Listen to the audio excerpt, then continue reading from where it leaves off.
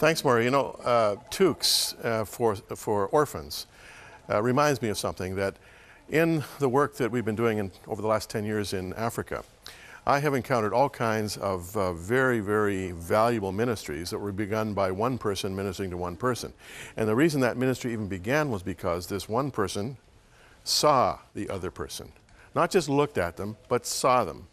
You know, in life, whether it's your spouse or your neighbor or someone in your community, we're looking all the time. You know, you look because you have eyes. But do you really see? There's an old adage that if you see a need, try to fill it.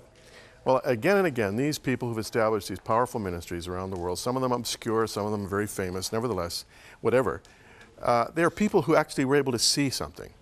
And this is an aspect of love that is often overlooked. Love doesn't just happen. Vision doesn't just happen. It comes from observation. An old friend of mine one time referring to his new marriage said, you know, I've learned a real secret here, Jim. I'm sensitive to her needs. What a concept, sensitive to her needs.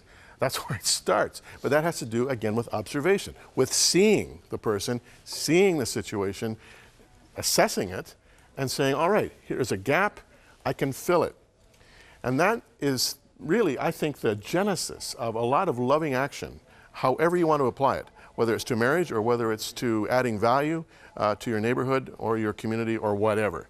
If you see something that has a gap and it's within you to fill that gap, then just go for it. Make the decision to make a difference. And you might say, well, it's a little overwhelming, this need. Well, don't let that intimidate you.